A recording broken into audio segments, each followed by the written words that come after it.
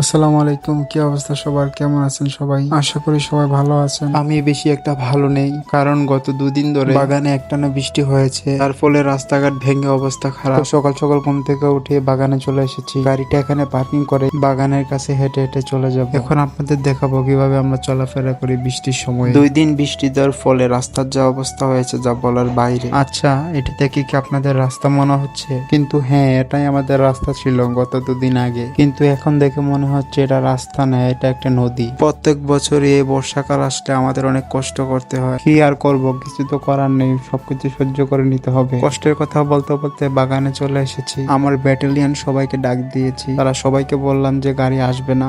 তো তারা আস্তে আস্তে আমি বাসায় চলে এসেছি। এসে দেখি আমার বিআই ডেক মারতেছে, তার সাথে দুষ্টামি করে এখন গরু করে যাচ্ছি। এই যে আমাদের গরুর ঘর, এই যে এটা হলো আমার কালামানি, অনেক রাগ তার। ওইদিকে আরেকটা আছে কালামানি। আমাদের এই গরুর ঘরে মোট 6টি গরু রয়েছে, যার মধ্যে রয়েছে ফিজিয়ান, শাহিওয়াল এবং দেশি। আর এই যে আমাদের নতুন গরুর ফার্মের কাজ চলতেছে, ইনশাল্লাহ খুব তাড়াতাড়ি কাজটি শেষ হয়ে যাবে। তো এখন তারা সবাই চলে এসেছে, একটু যাই তাদের কাছে। তারা তাদের মেশিন ধার দিয়ে এখন চলে যাবে পাহাড়ে। এই বৃষ্টির মধ্যে সবকিছু থেমে গেল, তারা কিন্তু থামেনি, তারা কিন্তু তাদের কাজ চালিয়ে যাচ্ছে। বলে তারা যদি এখন না থাকতো আমাদের যে কি অবস্থা হতো আল্লাহ জানে। তো আনারস কাটা শেষ, এখন নিচে নামাবে সবাই মিলে। সব আনারস পাহাড় থেকে নামানো শেষ, এখন সবাই মিলে আল্লাহর নাম নিয়ে চলে যাব গাড়ির কাছে, কারণ গাড়ি তো আসতে পারবে না, রাস্তা খারাপ, যার ফলে এই কষ্টগুলো করতে হচ্ছে। তো এখন একে একে মিলে সবাই রওনা দিয়ে দিয়েছে। এই যে দেখুন, এই রাস্তা দিয়ে একজন খালি মানুষ যেতে অনেক কষ্ট হবে, কিন্তু তারা আনারসের বোঝা নিয়ে যাচ্ছে। অনেক পিচ্ছিল জায়গা, কিন্তু কিছু করার নেই, যেতে তো হবেই। তো গাড়ির কাছে এসে গাড়িটা লুট করা শুরু করে দিয়েছে। আর এদিকে গাড়ি লুট করা শেষ করে গিয়ে দেখি আমার এক বড় ভাইয়ের গাড়ি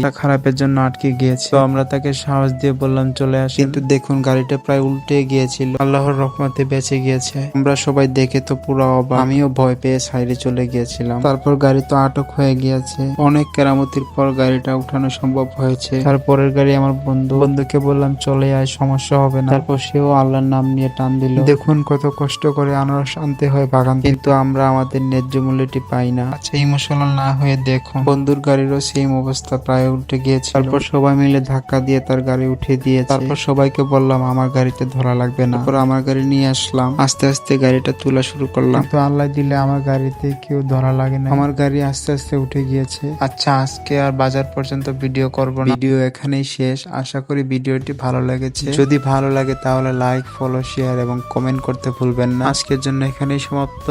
আল্লাহ হাফেজ।